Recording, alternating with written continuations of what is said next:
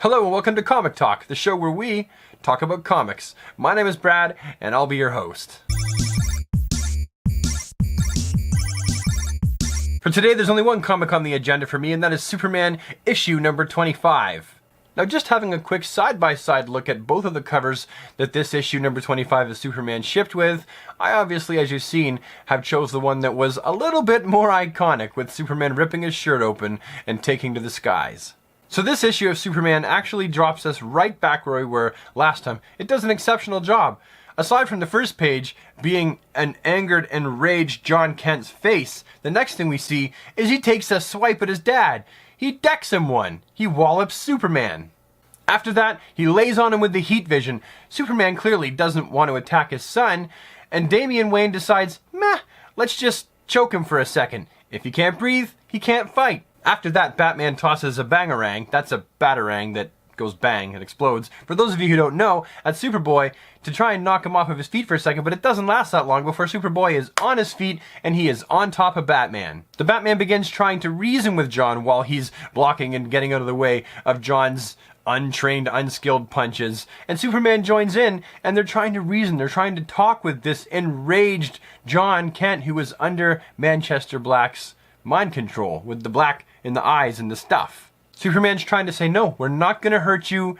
Your mother and I, we failed you. And John's mad. John's like, you hurt her. John thinks that it's Superman's fault that his mother is missing a leg, and John doesn't know any better yet. He's still blinded by seeing what Manchester Black wants him to see. Now, without going into great detail about the entire fight scene, basically, in a nutshell, after that, what happens is that Frankenstein gets decapitated and has limbs cut off, and it's a mess. Superboy is actually responsible for heat vision scoring off one of his arms from the shoulder down, and Bride of Frankenstein gets frozen in a block of ice. Because, remember, Superboy's all superpowered now, and freeze breath, and you've probably seen a Superman movie or read a comic with Superman in it before. You know, when Superman or anyone who's a Kryptonian looks at you and goes, you're either going to blow away or you're going to get frozen in a block of ice. Now, somehow miraculously through all this, Batman and Superman find just a moment to regroup, and they have a very short conversation where they decide that the best way to get through to John, to have any chance of stopping John, because this is Batman's worst nightmare,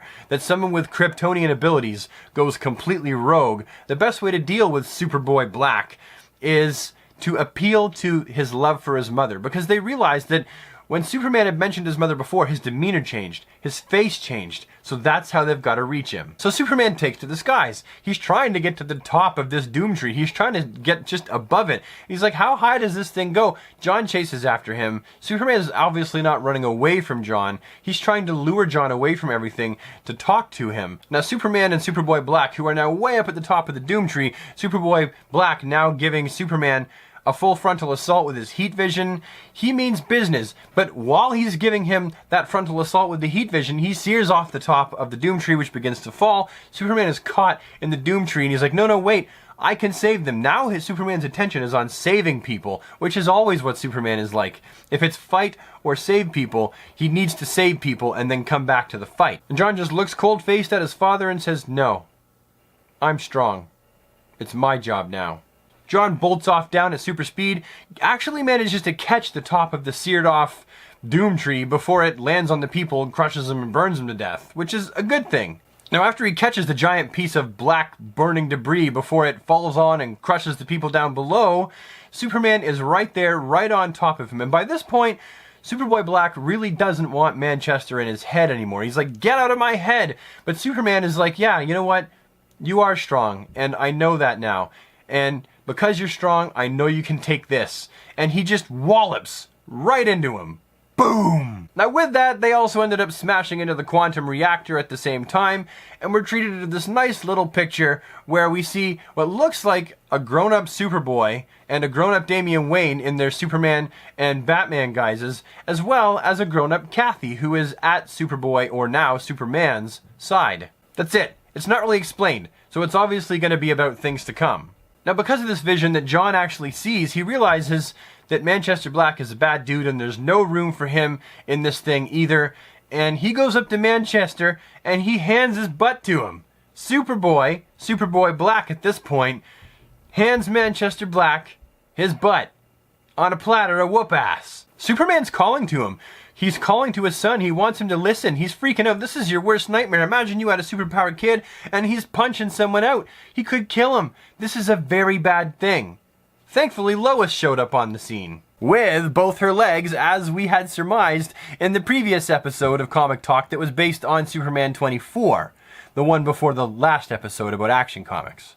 Now when Lois comes up and she's like, listen to me, baby, you don't have to listen to him anymore, John realizes that she's got her leg still, and he begins to cry, like a little boy crying for his mother. And it's a beautiful scene. Now, while this touching moment is happening, Manchester Black is still that scumbag scoundrel, and he's just pissed off and wants revenge, and so he begins to try to attack them, but before he can do that, Kathy shows up on the scene, puts herself between John and Lois and Manchester Black, and what they do is Kathy then holds hands with John and Superman, and they manage to deflect Manchester Black's attack. And what happens is he gets deflected just out. He's just not in his body anymore. It was called telepathic feedback.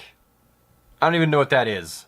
After that, we see that the remaining people who were the super elite don't really want to be working for Manchester Black anymore anyway, and they end up striking up a deal with Superman and Superboy to stick around in Hamilton County and actually look after the town, rebuild it, and then look after it. Someone's got to stick around and look at that quantum reactor anyway, right?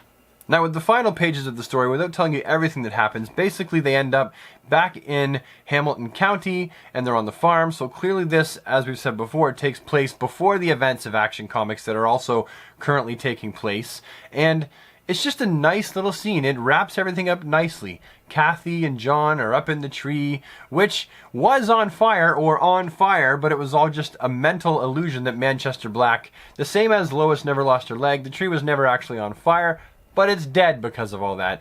However, Kathy has the ability to just make it come to life again. She touches it, boom, the tree is just a beautiful green tree again. They climb the tree, they're up in the tree, and there's a comment that John doesn't have his powers anymore. He's still greatly depowered after the whole Manchester Black thing. However, he's like, my dad says they'll come back. He doesn't seem too worried about it. But he can fly. I'm not sure how that happens. I think it's when he's holding Kathy's hand. Maybe there's a connection or something like that. Or maybe he was able to retain his powers of flight. I'm not quite sure how that works. But the last scene we see is Kathy and Superboy taking to the sky. And that's the first real time that we get to see Superboy take to the skies. I don't really count the time that he was fighting with his dad, because that really wasn't his powers being developed. That was all Manchester Black. That guy's an idiot. And a douche. The final scene of Lois and Clark that we get is actually one of them embraced and kissing while being bathed in the golden light of sunset.